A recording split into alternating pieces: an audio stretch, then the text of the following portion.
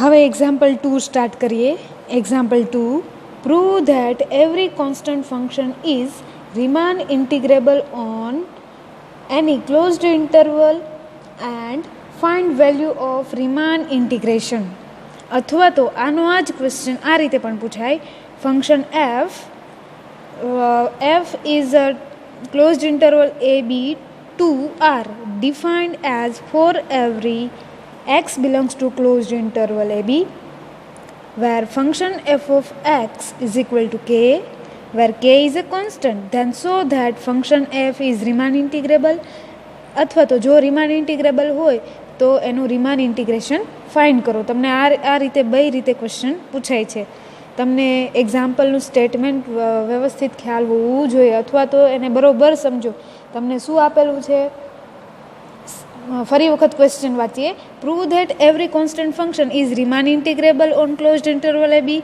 તમને એવો ક્વેશ્ચન પૂછ્યો છે કે પ્રૂવ ધેટ કે સાબિત કરો કે દરેક કોન્સ્ટન્ટ ફંક્શન એ રીમાન ઇન્ટિગ્રેબલ છે આપેલ ક્લોઝડ ઇન્ટરવલ એ બી પર.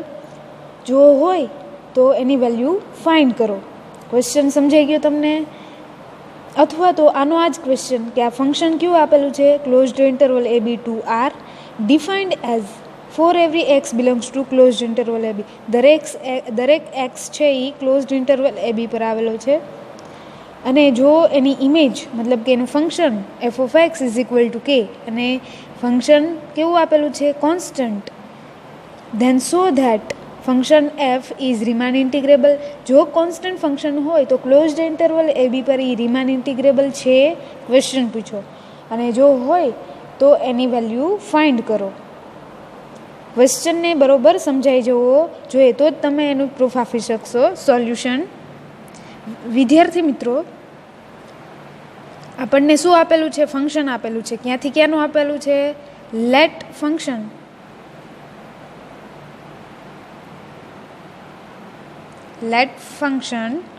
f closed interval a b to r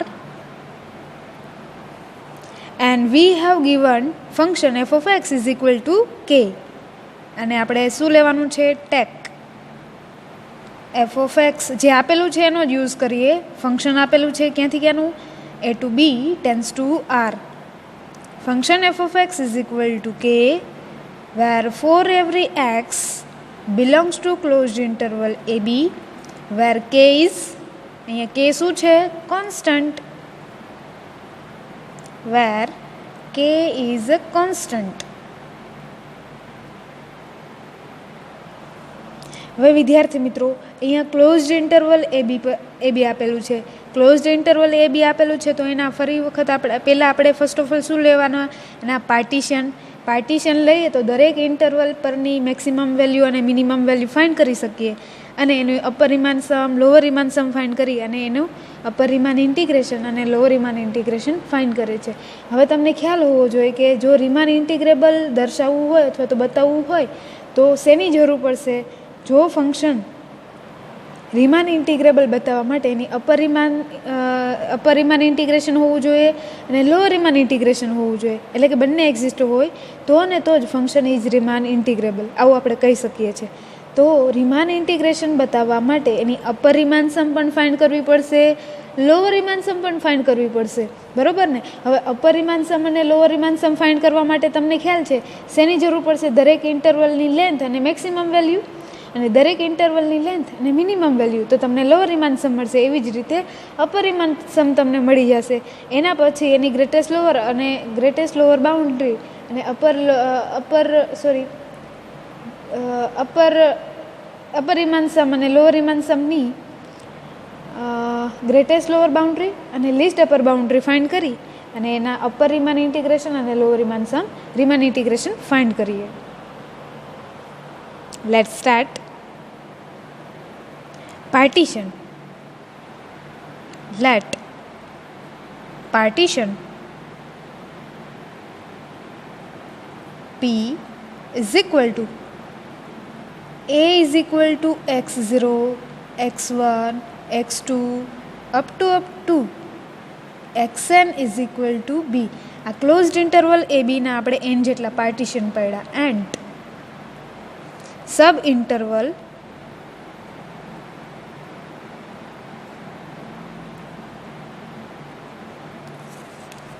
R. Sub ઇન્ટરવલને આપણે કેના વડે દર્શાવીએ છીએ? એક્સઆઈ -1 એક્સઆઈ વડે, બરાબર. આ એના સબ ઇન્ટરવલ છે. ફોર કેટલા સબ ઇન્ટરવલ? વેર આઈની વેલ્યુ મૂકતા જાઓ, 1 2 અપ ટુ n, એટલે એટલા તમને સબ ઇન્ટરવલ મળશે. ઇટ મીન્સ હું અહીંયા તમને દર્શાવું છું,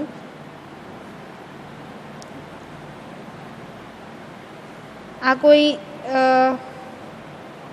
પાર્ટીશન લઈએ, close interval a to close interval b. આ ક્લોઝ ઇન્ટરવલ પર આપણું ફંક્શન આપેલું છે. ફંક્શન કેવું આપેલું છે? કે કોન્સ્ટન્ટ આપેલું છે. હવે આ ક્લોઝ ઇન્ટરવલ પર ફંક્શનના પાર્ટીશન પાડીએ, મતલબ કે પાર્ટીશન કે એના નાના નાના ભાગ કરીએ, બરોબર ને. આવા કેટલા પાર્ટીશન છે? અપ ટુ n જેટલા. આ જે લાસ્ટમાં મળે છે, હવે એને આ જે અહીંયા જે ઇનિશિયલી વેલ્યુ છે એને આપણે x0 વડે દર્શાવીએ, બરાબર. પછી x1 x2 x3 x4 x5 x6 up to અહીંયા લાસ્ટમાં xn. ટૂંકમાં ક્લોઝડ ઇન્ટરવલ એ બી પર તમે n જેટલા પાર્ટીશન પાડ્યા છે. હવે આ જે સબ ઇન્ટરવલ મળ્યો નાનકડો એવો, એને કયો સબ ઇન્ટરવલ કહેવાય?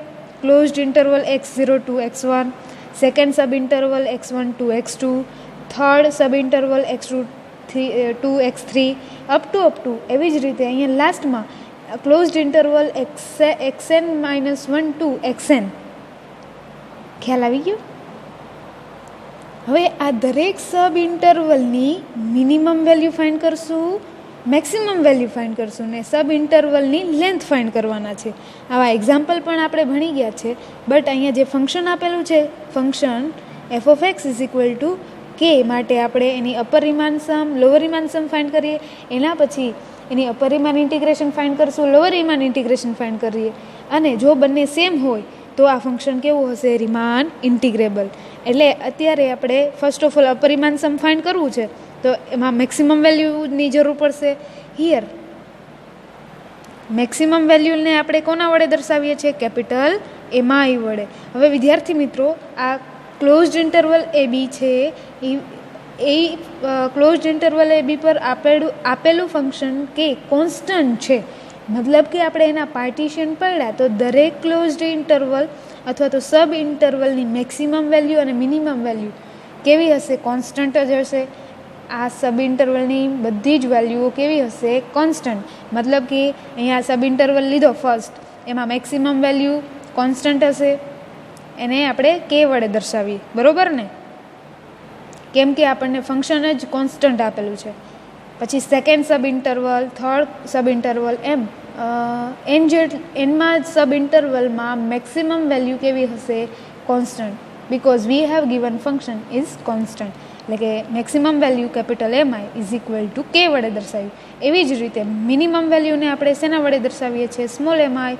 સ્મોલ એમઆઈ એટલે કે સબ ઇન્ટરવલની મિનિમમ વેલ્યુ કઈ રીતે ફાઇન્ડ કરવાની? તો આ ફંક્શનમાં તમે જોઈ શકો તો કે એની જે વેલ્યુ છે એ કોન્સ્ટન્ટ છે, ચેન્જ થતી નથી, એક સરખી જ છે ક્લોઝ ઇન્ટરવલ એ બી પર. તો એની મિનિમમ વેલ્યુ પણ કેવી હશે? કેપિટલ કે અથવા તો કોન્સ્ટન્ટ કે. આને આપણે ઇક્વેશન 1 કહીએ.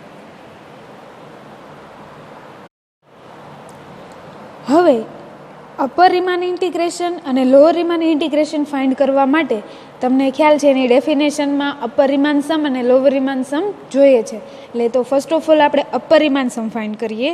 અપર રીમાન સમની ડેફિનેશન તમને ખ્યાલ હોવી જોઈએ. અપર રીમાન સમને શેના વડે દર્શાવાય? UPIF અથવા તો UPF. એનું notation is equal two summation I is equal to 1 to n maximum value capital MI delta xi, where delta xi is a length of sub interval. અહીંયા દરેક સબ ઇન્ટરવલની લેન્થ કેવી છે? અહીંયા મેક્સિમમ વેલ્યુ કે is a constant, એટલે હું 12 લખું, બરોબર ને. Summation I is equal to 1 to n delta xi. હવે તમને ખ્યાલ આવી ગયો, ડેલ્ટા xi મતલબ દરેક સબ ઇન્ટરવલની લેન્થ.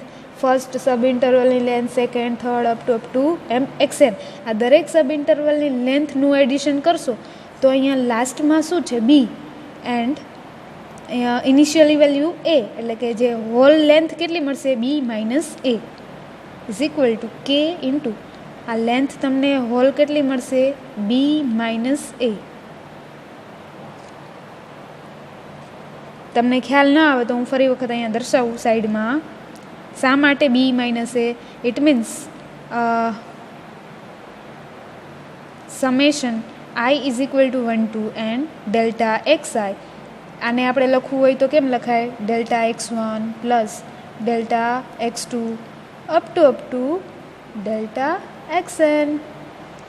હવે ડેલ્ટા એક્સ વનની વેલ્યુ મતલબ કે length of sub interval, first sub ઇન્ટરવલની લેન્થ, મતલબ કે અહીંયા જે મોટામાંથી નાના બાદ કરો, x one minus x zero plus second સબ ઇન્ટરવલની લેન્થ ડેલ્ટા એક્સ ટુનો મતલબ કે મોટામાંથી નાનું બાદ કરો, x two minus x one plus third sub ઇન્ટરવલની લેન્થ મતલબ x three minus x two plus up to ક્યાં સુધી જશે? આ અહીંયા લાસ્ટમાં એક્સએન છે, મતલબ કે એક્સએન માઇનસ વન.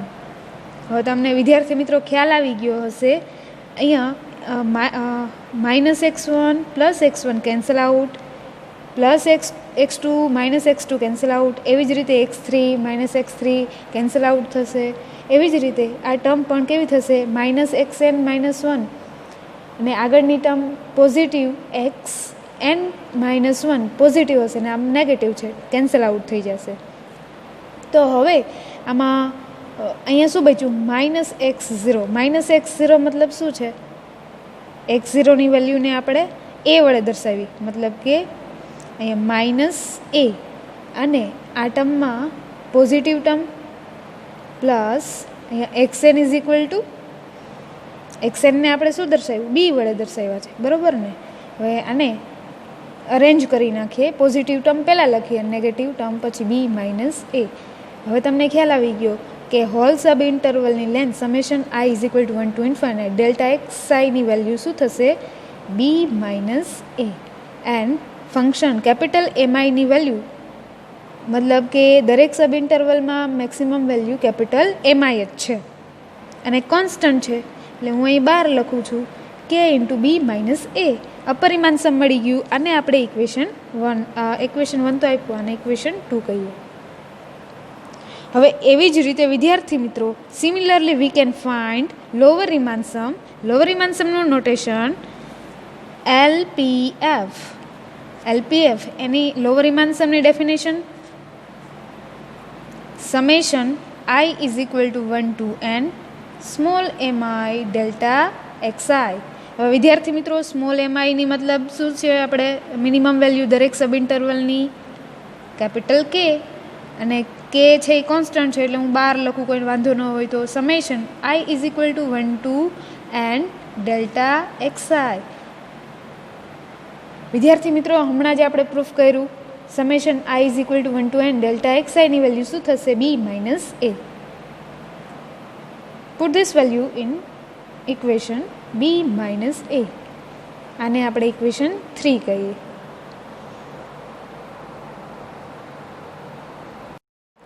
હવે આપણે અપર રીમાન ઇન્ટિગ્રેશન અને લોઅર રીમાન ઇન્ટિગ્રેશન ફાઇન્ડ કરીએ.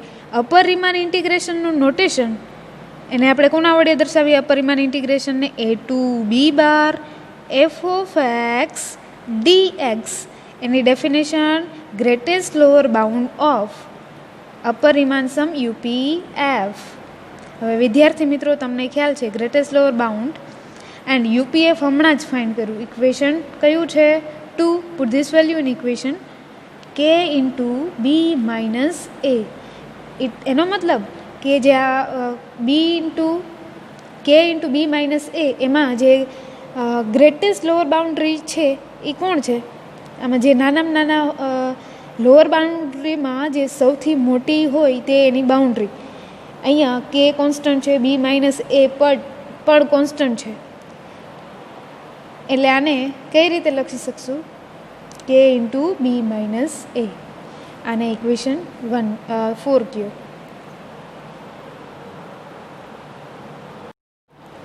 હવે જેવું અપર રીમાન ઇન્ટિગ્રેશન ફાઇન્ડ કર્યું એવું જ આપણે લોઅર રીમાન ઇન્ટિગ્રેશન ફાઇન્ડ કરીએ. લોઅર રીમાન ઇન્ટિગ્રેશનનું notation integration a bar to b f of x dx.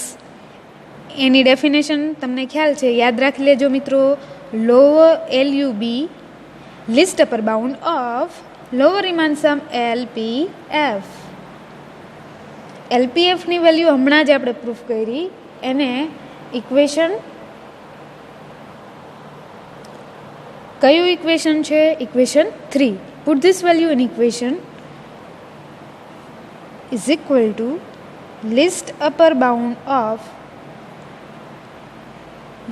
Lower Riemann સમનો મતલબ k into b minus a. હમણાં જ પ્રૂફ કર્યું. Put this value in equation. It means આ ફંક્શનમાં lower boundary મતલબ કે અપર બાઉન્ડ્રી, બટ જે નાનામાં નાની હોય તે સૌથી નાની. લિસ્ટનો મતલબ શું થાય? સૌથી નાની બાઉન્ડ્રી. અપર બાઉન્ડ્રીમાં સૌથી નાની હોય તે, બટ અહીંયા કે કોન્સ્ટન્ટ છે b minus a is a length of interval. એટલે અહીંયા કોઈ ક્વેશ્ચન આવતો નથી. K into b minus a as it is, કેમ કે અહીંયા કંઈ વેરિયેબલ આપેલો જ નથી. K is a constant and b minus a is a constant, કેમ કે ઇન્ટરવલની લેન્થ તો કોન્સ્ટન્ટ જ રહેશે, એ કાંઈ ચેન્જ થવાની નથી. આને આપણે ઇક્વેશન 5 કહ્યું. હવે વિદ્યાર્થી મિત્રો, તમે અપર રીમાન ઇન્ટિગ્રેશન અને લોઅર રીમાન ઇન્ટિગ્રેશન બંનેની વેલ્યુ સરખાવી લ્યો.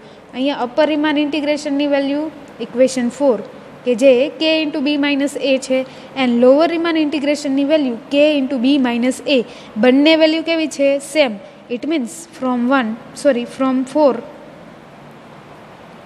4 એન્ડ 5 વી ગેટ. આ બંનેના રિઝલ્ટ પરથી આપણને શું મળે?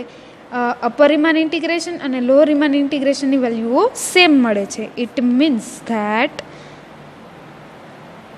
upper boundary a to b bar f of x dx and lower Riemann integration a bar to b f of x dx both are same. એની વેલ્યુ સેમ શું મળી છે? k into b minus a. આ બંને જો same હોય તો આ કેવું ફંક્શન છે? Function Riemann integrable.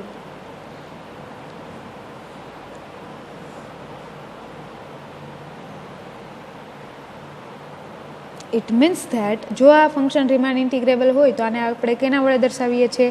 Integration a to b f of x dx. It means that આનો મતલબ શું થાય કે ફંક્શન કેવું છે? અપર રીમાન ઇન્ટિગ્રેશન અને લોઅર રીમાન ઇન્ટિગ્રેશન બે સેમ છે, એને એક્ઝિસ્ટ પણ છે, સેમ પણ છે, તો ફંક્શન ઇઝ રીમાન ઇન્ટિગ્રેબલ. જો રીમાન ઇન્ટિગ્રેબલ હોય તો એનું notation a to b f of x d x વડે દર્શાવીએ છીએ, અથવા તો એને f belongs to Riemann integrable R of closed interval a b વડે દર્શાવીએ, અથવા તો એને શું બીજી રીતે કહીએ? અથવા તો ફંક્શન ઇઝ રીમાન ઇન્ટિગ્રેબલ. જે પ્રૂફ થઈ ગયું.